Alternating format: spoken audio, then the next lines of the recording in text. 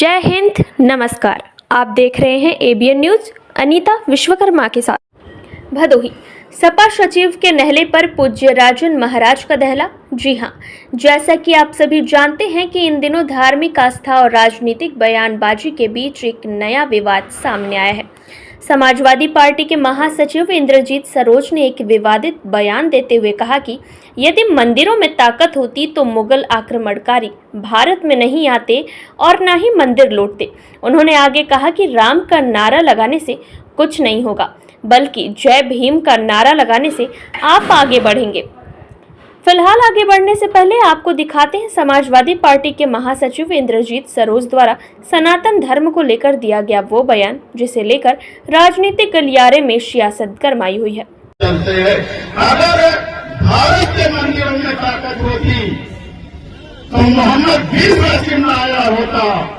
भारत के मंदिरों में ताकत होती तो महमूद गजनवी आया होता। भारत के मंदिरों में ताकत होती तो मोहम्मद घोरी आया होता और इस दुरुस्त को लूटने का काम न किया होता। इसका मतलब मंदिरों में ताकत नहीं थी। अगर ताकत है तो सत्ता के मंदिर में ताकत है कि बाबा अपना मंदिर छोड़ करके आज सत्ता के मंदिर पर विराजमान है, हेलीकॉप्टर पर चलने का काम करते। बताते चले कि सपा महासचिव के करोड़ों सनातन धर्मानुरागियों की भावनाओं को ठेस पहुंचाने वाले इस बयान पर संत समाज की ओर से कड़ी प्रतिक्रिया देखने को मिली। बता दें कि जनपद भदोही के अभोली ब्लॉक अंतर्गत आने वाले श्रीपुर गडौरा गांव में चल रही 9 दिवसीय रामकथा में भाग ले रहे कथावाचक पूज्य राजन जी महाराज ने इसका जवाब एक पवित्र चौपाई के माध्यम से दिया। उन्होंने कहा, जाकी रही भावना जैसी प्रभु मूरत तीन देखी तैसी, अर्थात हर व्यक्ति को भगवान उसी रूप में दिखाई देते हैं जैसी उसकी भावना होती है। उन्होंने यह भी कहा कि हमें श्री राम जी पर पूर्ण विश्वास है और हमारी आस्था अटूट है।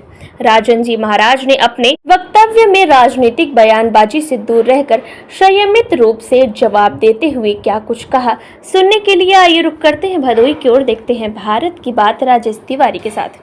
आप कथावाचक हैं आप सब, और आप जैसे कथावाचक जो है वो सनातन धर्म के स्तंभ कहे जाते हैं। इस स्तंभ को हिलाने का प्रयास एक समाजवादी पार्टी के किसी नेता ने किया है और उन्होंने कहा है कि अगर मंदिर में शक्ति होती तो मुगल आकर के मंदिर लूट के नहीं चले जाते। क्या कहना चाहेंगे उसमें? उनके कहने से कुछ नहीं होता। मंदिर में शक्ति नहीं है, जिसकी मानस में चौपाई है, जाकी रही भावना जैसी प्रभु मूरति तीन देखी तैसी।